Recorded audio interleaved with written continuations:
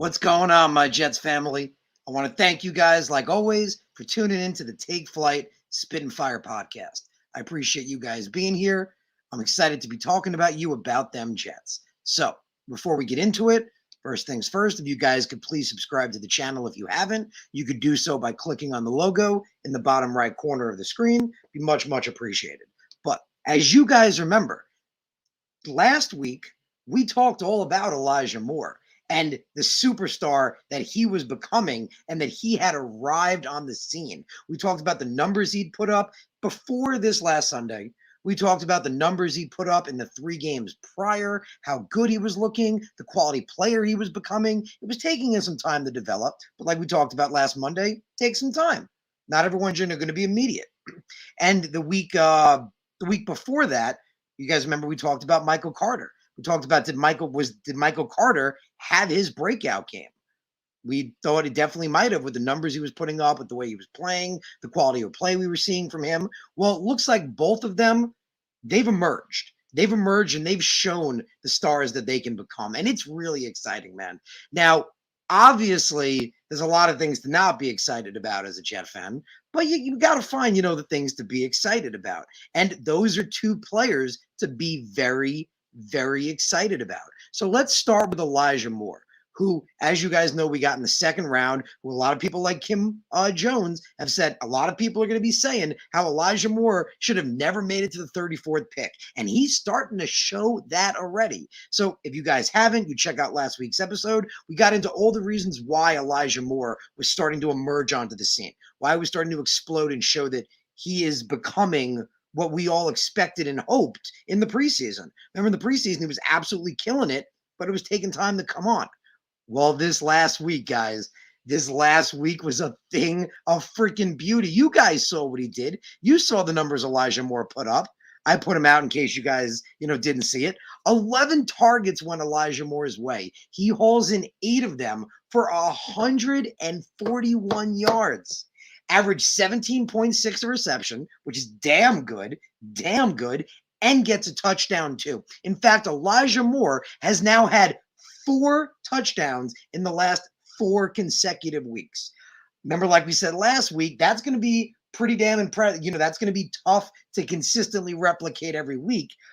But hell, he could definitely be, like we said last week, if he's putting up 1 touchdown a week, if we take, 16 and even cut it in half and make it every other week, that's still 8. And 8 is good. So he's got 4 touchdowns in the last 4 weeks. But this last week, Elijah Moore just freaking killed it. So Elijah Moore's 141 yards were the most by any Jets rookie since 1990, in the last 21 years, by a guy named Rob Moore. He had 175 yards. Obviously, Elijah Moore, unlike Rob Moore, has a lot more potential, I would say. But this is exciting, man. Elijah Moore has unbelievable potential. He's a guy to be really, really excited about. Man, those numbers, those are some impressive numbers. In fact, for week 11, I was shocked that he wasn't number 1. Justin Jefferson, I guess, just decided to come out and have 169 yards and show up Elijah Moore. Well, he's a second-year guy, so whatever on him. But Elijah Moore had more yards than any rookie last week and second in the NFL. His 141 yards were number 2 in the entire NFL, right behind Justin Jefferson, and he had just as many receptions as Justin Jefferson. So we've been talking about how the volume had been coming his way, the passes have been coming his way, but we talked about some of the early drops, how it took time to come on. Man, that was beautiful. You guys saw it. If you didn't, I implore you to go back. It was, as we'd said the week prior, that Elijah Moore had finally emerged. He'd finally arrived and shown that, he's progressing and becoming the guy. Well, this Sunday was him being the guy. He was the guy. It was amazing. So again, a lot of things to not be too excited about, like the quarterback situation. Obviously, our rookie's still out. We got Joe Flacco in there, but even though obviously Joe Flacco has no future potential, which I remember, if you guys remember, I tweeted about, that was one thing that was upsetting to me. Even when we had Mike White out there was, before the last game prior to 2 weeks ago, there was future potential. So there's no future potential in Joe Flacco, but Flacco is a Super Bowl winning quarterback, and the Jets have had a consistent trend of bringing in guys like that. Flacco showed us that with good quarterback play, there's a lot of talent on this offense, and that was exciting to see. The offensive line played pretty good. I mean, I thought they weren't bad, but they could definitely be better. The offensive line could definitely be a lot better, in my opinion. I mean, Mekhi Becton should be back hopefully within the next couple of weeks, maybe a month, I'd say. I mean, hopefully he should be back soon. You plug him into that equation, that line infinitely gets better. So, and we're going to talk about, potential things that the Jets could do, starting, free agency, draft wise. But at right guard, man, we had LDT. We had Laurent Duvernay-Tardif, the Canadian doctor, come in for Greg Van Roten. And he was good. I mean, I watched him play. I felt like his pass protection was better than his run blocking, but he was good. He was definitely a lot better than Van Roten. That's for damn sure. So he played well. He was, good to have in the equation. But man, like we were saying, Flacco showed us that with good quarterback play, this team has a lot of potential. This offense, let's say offense, this offense has a lot of potential. And Zach Wilson's going to get there. I mean, ain't going to be immediate. Most rookies take a little time. But like we just said, Flacco showed us that as Wilson progresses, as he gets better, he's got the weapons to make him look good. He's got the tools around him to make a good offense. And we saw that on Sunday. So Elijah Moore, man, just killed it. Absolutely killed it. Those numbers off the freaking charts. See you guys out there. Appreciate the comments. See Michael out there. Michael said, what's up? What's up? I appreciate you, my man. It was a painful game. It wasn't as painful on offense. Like on offense, it wasn't as bad. You know what I mean? Like I was just saying before, like there's potential to look at. Like Flacco showed us that, when there's good quarterback play, this team can play well. And there's a lot of potential. Elijah Moore, I'm going to bring up Michael Carter in a second, talk about him. So going to pivot to him, going to come back. But I see Rusty, appreciate you, my man. Says Moore is looking like Hill, the grade 8. I mean, I hope so, man. I definitely think so, man. I definitely do. Keith points out a traffic cone would be an upgrade over GVR. Man, I remember when we went to London, I was like, can we leave him there? Like, can they fake him out and like tell him the flight's like, I don't know, like 4 hours earlier, or sorry, 4 hours later than it actually is, and just leave him? And he's like, wait, what happened? But man, LDT played well. Again, the offensive line wasn't great. The offensive line could definitely have been better. But again, I feel Mekhi Becton will be back soon. Obviously, the Jets going to be looking at offensive line in the draft. We're going to talk about that a little bit at the end of the show. But appreciate all you guys. See Tom. Appreciate Tom says, what's up? Penalties killed us. But the next guy I wanted to get into, going to come back to your guys' comments, Michael Carter. So we talk about Elijah Moore. Now we're going to talk about Michael Carter. Michael Carter was playing really, really well before he got hurt. And as you guys remember, like we said, last week was all about Elijah Moore arriving on the scene. Well, the week before that was, did Michael Carter have his breakout game? And it was an understandable question to ask. As you guys remember, the week we were talking about it, that was the week, after he had that 77-yard game, averaging 5 yards of reception, had his third touchdown on the season, had almost 100 yards receiving. We were like, yeah, I think Michael Carter just had his breakout game. He's 5 yards short of 100 receiving. Now, in this game, he didn't play that much because he got hurt, but when he played, he shined. He only had 9 carries, but with those 9 carries, he averaged 7 yards a carry.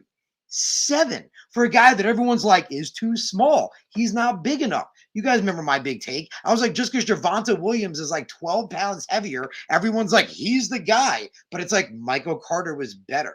Like that doesn't equate just because he's 199 pounds. Well, watch him hit dudes. He's a tough guy. We've seen it with that freaking, that play he took where he got hit and he made that like Superman extension. Man, Carter's a tough dude. Pound for pound, he's tougher than Javonte. So we said, back that game when he had almost 100 yards receiving, that was his breakout game, we were saying. Well, this week, again, with only 9 carries, he had 63 rushing yards. In fact, before he got hurt, he was number 2 of all NFL running backs on Sunday in yardage. rushing yardage. He was. So before Michael Carter got hurt on Sunday, he was number 2 of all running backs on Sunday with rushing yards, and he was only behind Jonathan Taylor at one point by like 1 yard. So he's killing it, man. Michael Carter's lighting it up. You remember we talked about it. This dude could have been a second-round pick like Javonte was. He really should have been, but he should have gone in the 3rd. The fact that he was there in the 4th was like insane. Highway robbery. So we got Elijah Moore with that 34th pick, who is looking like the superstar we hoped. Again, he'd been looking good these last couple of weeks, but man, this Sunday, superstar. Again, 2nd in the whole NFL, almost 150 yards receiving, almost 18 per catch. Man, Elijah Moore looks amazing, and so does Michael Carter. Again, 9 carries, 63 yards. He only had 1 reception come his way, but he caught it. 1 ball came his way. He caught it. He got 2 yards. Again, not great, but again, he wasn't in the game too long because he got hurt. Didn't have a lot of passes come his way.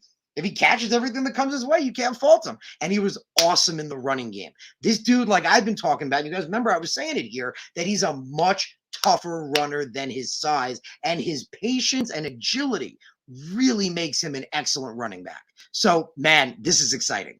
This is exciting. So those are 2 stars right there, right off the bat from this last draft, Elijah Moore and Michael Carter. So, appreciate you guys in the comments. Appreciate everyone here. Appreciate all you guys. Next thing I wanted to bring up. So we talked about the good. Now maybe time for the not so good. So the Jets defense has still looked bad. The Jets defense has been crap. That's why you got your poop emoji right there. You guys remember last week, we were literally, the title was the Jets defense looks like crap. Well, it continues that the Jets defense still looks like crap. I do have to say that should be a 4. I'm going to fix that. Forgot how to spell there for a second. Let's do some proper English here. There we go. So except for the young CBs, particularly Bryce Hall. So we mentioned what Elijah Moore did in Sunday's game. Elijah Moore, again, is 141 receiving yards, were the most by any Jets rookie in 21 years. However, he killed it with his PFF grade. He had a 91.9.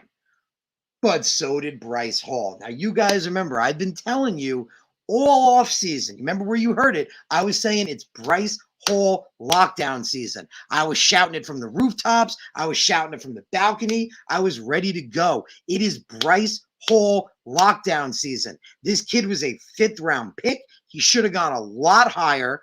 I loved his potential out of Virginia. Really thought he could become an excellent outside corner. But he has proven to be a CB1. I mean, this last week, as our CB1, he and Elijah Moore were the only 2 Jets this whole season to grade over 90. Elijah Moore comes in at a 91.9. Bryce Hall came in at a 90.4. 90.4. So Bryce Hall is also killing it. So as you guys remember, when we talked about the defense last week, we said a lot of injuries have played a factor. These guys are really young. That plays a factor. It's not an excuse. I mean, we can't make excuses when the defense is that bad, but we said at linebacker, we have a lot of injuries with our young CBs. We can't really fault them. As you guys remember, we talked about all offseason, really, that the beauty of this defense was that you didn't need all-star cornerbacks. This defense was predicated with getting to the quarterback. That's what it was all about. You get to the quarterback quickly, you disrupt the plays, takes the pressure off the corners. Also, safety help over the top is very valuable. Well, this season, in these last couple of weeks, our pass rush hasn't been there. We don't have a pass rush, and that's what this defense needs. If you guys remember, I've been talking about that for a long time. This defense lives and dies on the pass rush, and if the pass rush isn't there, it dies. Because as we've seen with our defense, even when the corners are playing well, Bryce Hall, again, had a 90 grade. They still allowed a good amount of plays because they're not getting a pass rush. And as we mentioned before, safety up over the top is also crucial, but all our safeties are hurt. So all of our safeties are gone, basically, except Ashton Davis. And Ashton Davis, you guys remember as well, I felt like he's being slept on. That kid was a 3rd-round pick, just the 2 years ago. I felt like he had a lot of potential back in 2020, and he was considered a high-ranked safety. I remember when we took him, I was like, okay, well, at the time I thought it was Marcus May, honestly, not Jamal Adams, but we all know how beautiful that worked out. But I was like, okay, well, if the Jets are planning on trading away one of these guys, that's not the worst move. It's really not. So that was so we got Ashton Davis, and he had that interception. He's always been a pretty good guy at finding the ball, and he's fast as heck. It's his coverage ability that people have questioned. But let's see, man. So Ashton Davis, now that we have all these injuries at safety, he's going to get time to show. And I pointed that out on Sunday. He got some time, and he did it. He played well, man. He wasn't great, but he played well, and he had a pick. So you got Davis there in the secondary. Otherwise, again, safety up over the top really isn't there, coupled with that really non-existent pass rush. Yeah, it's tough for these young corners. These young corners are in coverage too long, and they don't have help over the top. So that's definitely been an issue, but the defense has not been good. So the long take story here is that the Jets defense has been bad. It's been really, really rough to watch. Hopefully it gets better. Hopefully that changes soon, but it definitely needs to be addressed. So the Jets defense needs to be addressed heavily. Joe Douglas, hope you're listening, needs to be addressed heavily in free agency and the next NFL draft, because the Jets defense really needs a pretty decent overhaul. We'll have Carl Lawson back, but the pass rush still hasn't been there. We'll have a lot more linebackers back, like Nasruddin's been starting to come back, but Sherwood's been out. The safeties, we don't know if Marcus May is going to be staying on the team, but this defense needs to be fixed. So this defense right now, like we said, our offense showed us that with good quarterback play, there's stuff to be excited about. Elijah Moore is breaking onto the scene. Corey Davis is not looking really like a wide receiver one all the time, but he's playing well. Jamison Crowder's playing well. Keelan Cole is playing well when given the opportunities. Our backfield is doing well. Michael Carter is out. I believe it's a couple of weeks. I'll give you guys it was from Robert Saleh. Yeah, he said right now it's not set, but he's going to miss a couple of weeks with a mild high ankle sprain. So that's going to be something to monitor. But they haven't been bad. The running backs haven't been bad at all. Michael Carter's been killing it. Ty Johnson hasn't been bad. Tevin Coleman hasn't been bad. So Flacco showed us that with good quarterback play, this offense definitely has some potential. And as Zach Wilson gets back, all that help around him is going to help him to develop and become a better quarterback. So his sky's the limit. This offense is really, really grooving. So it's really exciting. But this defense, the defense is just bad. So the defense needs to be overhauled. But again, the corners, it's predicated on pass rush and some help over the top. I feel like our cornerback position isn't that bad, especially, again, Bryce Hall has been killing it. And you guys remember I've been saying it is Bryce Hall lockdown season. I was saying it back in August. I was saying it back in September. This season is Bryce Hall lockdown season. I said he was going to show everybody that he is a CB1, and that is exactly what he is doing. So, again, appreciate all you guys here. Appreciate you guys tuning in. Thank you for being part of the show. One of the last things we're going to talk about is that the Jets currently have 2 top 5 picks, which is damn exciting. The New York Jets have the number 2 and the number 5 pick in the 2022 NFL Draft. And that is just some beautifully, beautifully exciting stuff. Because I've expressed many, many times what I want the Jets to do. I want to walk away with Derek Stingley Jr. and Tyler Lindenbaum. If the Jets can do that, hell, the rest of the draft is gravy at that point. Everything else is just the icing on the cake. They walk away with those 2 guys, I'm doing backflips. I'm excited. So there's a lot of interesting guys on the list. I mean, I don't think Kayvon, I don't pronounce it right, Thibodeau, I believe is how you say it. I don't think he's making it past the number 1 pick probably. But as we know with quarterbacks tend to shoot up that drafting.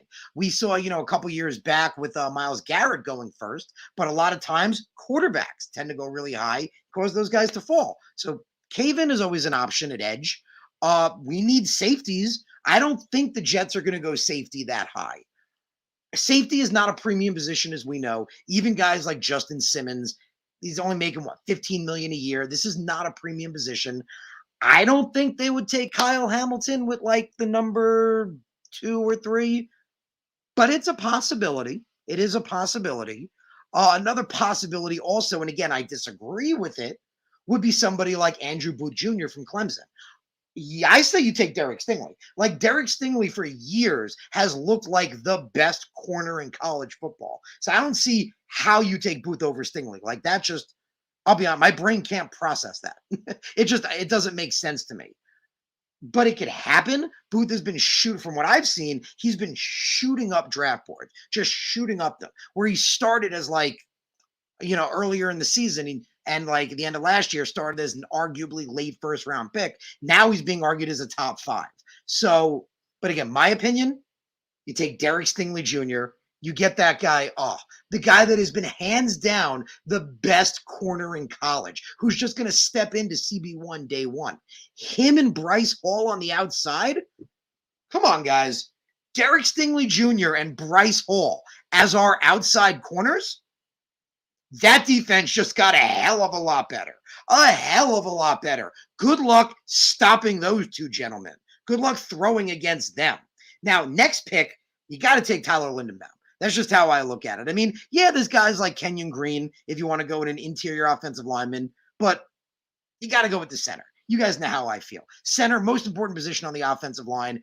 We should have Creed Humphrey. You guys remember I've been saying all before last draft how Creed Humphrey should have been a first-round pick, how great he was, and everyone was telling me I was nuts. Everyone was saying I was crazy and I had Creed Humphrey too high.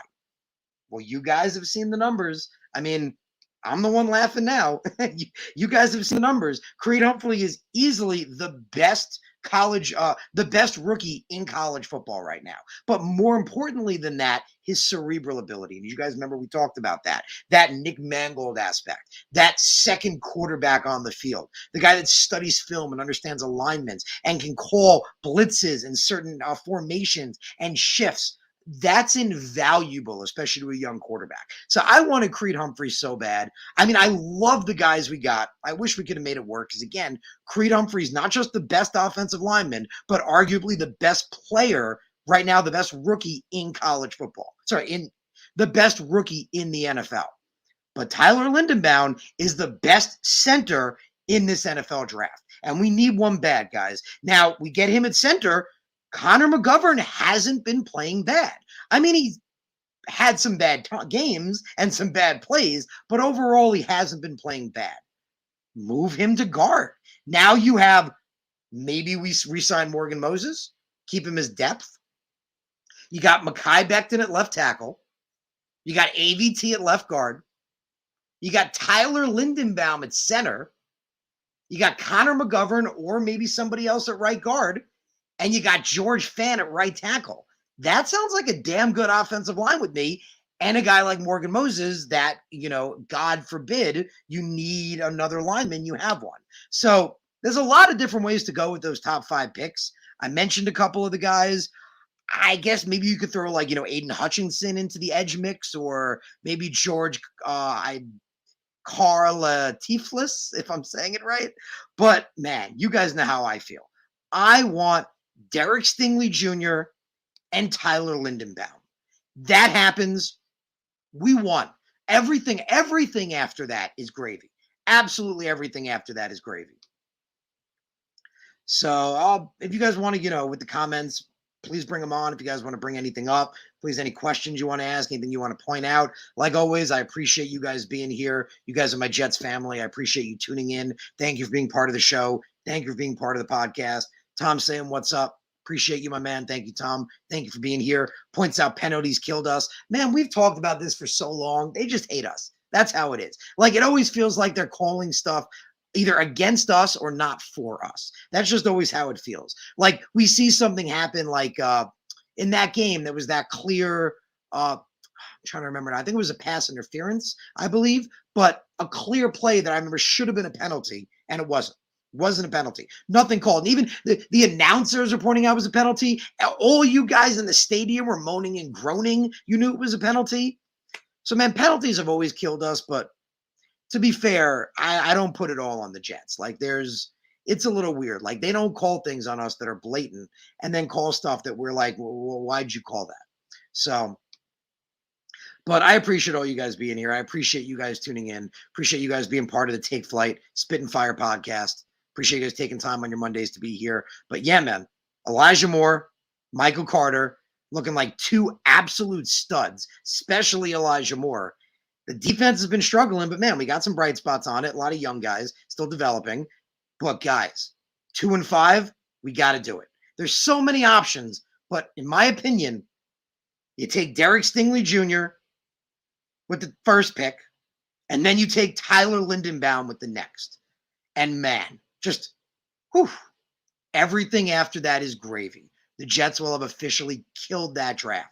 And again, you put, like we pointed out, you put Lindenbaum on that line, moving even McGovern to right guard with Becton healthy. That line just became pretty damn good, like pretty damn good to like maybe really good. So, and again, we talked about before, Bryce Hall with that 90 overall grade. You put Derek Stingley Jr. at CB1, and now Bryce Hall's on the other side. Man, that's going to be like the years we had Darrelle Revis and Antonio Cromartie. That's exactly what that's going to be like. Our Darrelle Revis, Antonio Cromartie years, it's going to be like Derek Stingley Jr. and Bryce Hall. But the difference is those guys are young, and we'll have those guys for a long, long time. And if those two guys are on the outside, I dare teams to throw against them. So again, I want to appreciate you guys for being here. Thank you for tuning into the show. Thank you for being part of the Take Flight Spit and Fire podcast. Appreciate you guys taking time on your Monday evenings. So I look forward to seeing you guys, more. Going to try to bring you guys more shows throughout the week, breaking news as they happen, but we'll always be here on Monday nights for the Take Flight Spit and Fire podcast. So again, thank you guys for tuning in. Thank you for being here. And I hope you guys have a wonderful, wonderful rest of your evening.